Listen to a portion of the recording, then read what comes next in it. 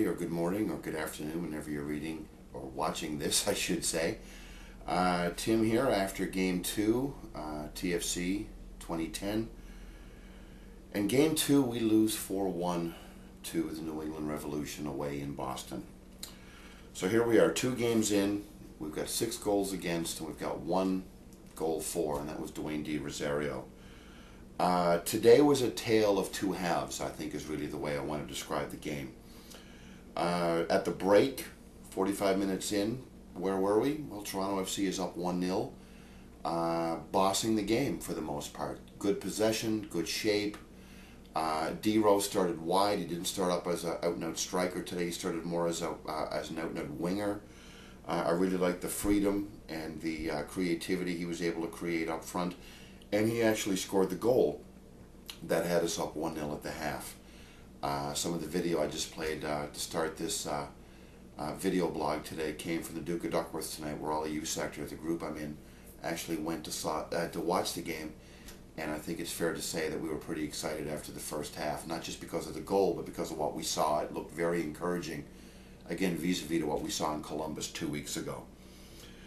But then the second half, I think the tale of 2 halves comes up. I think we're looking at a very different story. We looked at defensive lapses, and we looked at 4 unanswered goals against. And again, I think particularly the gaffe made by Nick Garcia, and again, I don't want to beat a dead horse by saying I don't think he's the guy for us over the long term, but the goal and the error, that the gaffe, I should say, that he actually made that led to a goal really looked to sort of deflate TFC as a team on the pitch. I think it was like, oh God, here we go again.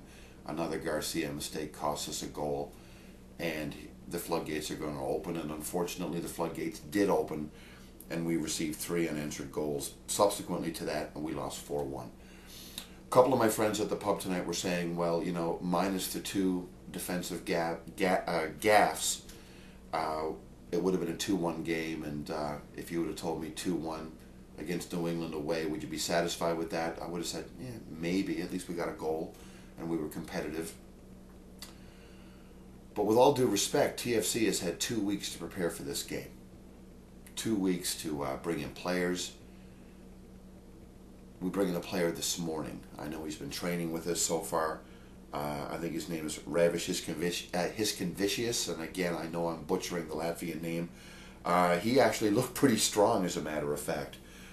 We were chanting for the new guy at the pub tonight because he actually looked pretty good particularly in the first half of play. I think his cross led to D-Rose goal, as a matter of fact, in the first half. But again, I got to question why it took 2 weeks to sign a guy when he was only able to join the team this morning when they were in Boston yesterday. Speaking of Boston, I think the away support looked fantastic. I had a lot of friends in Boston tonight. I was actually able to see a few of my buddies on TV tonight, on the broadcast on Gold TV. And I think we had anywhere a good guesstimate for between 400 to 600 away fans. That's a little low by Toronto standards. I think really the fact that there was the potential MLS strike early on in the season sort of actually put a damper on a lot of people's plans. People frankly didn't want to make plans when they thought that there would be a strike. So a good show up like that was absolutely fantastic. It's really hard not to be negative right now. And there's a lot of negativity out there, and frankly, I can't blame them. Where are we? We're 2 games in, 6 goals for, against, 1 goal for. We see a player like Garcia continuing to be trotted out, continuing to make gaffes that are costing us goals and potentially costing us points.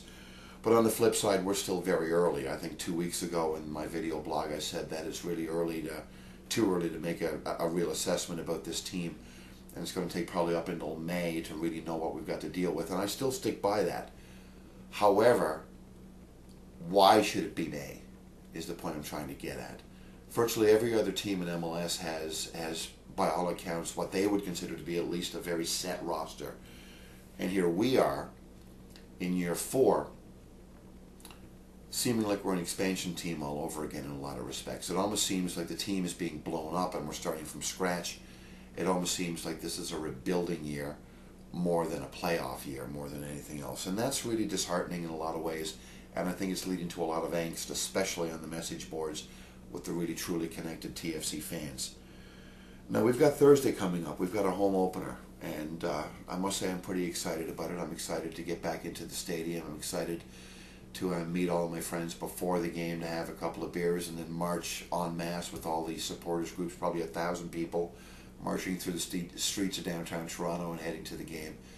And I'm really excited about that. I'm excited about chanting. I'm excited about standing for the whole game. I'm excited about cheering on my boys. But I think a couple of things are going to be different this time. And I'm not just talking the grass and the north stand at the stadium and some of the modifications they've made. I think it's fair to say that Nick Garcia is going to be the first Toronto FC player that's probably going to be booed en masse during the introductions. I have no inkling that that's going to be a plan other than just what my feeling is. I think that's definitely going to happen, considering the level of spite and vitriol that there seems to be out there towards Nick Garcia right now. By the way, it was, I think, really awesome to see Chad Barrett tonight. He came on in the last 20-25 minutes of the game. It looked pretty good. He looked pacey. He looked quick. I think as a glass half full kind of perspective, I think trying to look at Chad Barrett as somebody who might be able to sort of prosper under Precky's style of play is something that we can possibly hold on to as a positive going forward. I think the work rate and the attitude that Chad Barrett has could hopefully lead to some more goals this season versus last season. And frankly, with our one goal coming from a midfielder so far this season and our lack of goals in the preseason, I think the fact that Chad Barrett's back and hopefully he'll start scoring some goals is actually going to be very, very important for TFC. It's kind of scary that we're going to be relying on Chad Barrett for goals, but here we are. And I think that's what we need to sort of remember right now, is that this is the team that we have. This is the team that I support. It's a team with a lot of flaws. It's a team with a lot of problems. And where they're going to end up at the end of the season, nobody knows. Again, I don't think it's fair to judge before May, before we have a chance to figure out, and the players, most importantly, have a chance to figure out what they're dealing with, before we can really sort of assess what's going on between now and the end of the year. 0-2 is a little bleak. I think if we don't win against an expansion team on grass at our home opener in front of 22,000 fans at BMO Field, I think the angst that I described earlier that we've been feeling out there in the Toronto FC fan culture is going to turn into outright hostility. I think you're going to see a lot of real anger and spite, for want of a better term, from Toronto FC fans if we don't win and win well on Thursday. I think we will win on Thursday.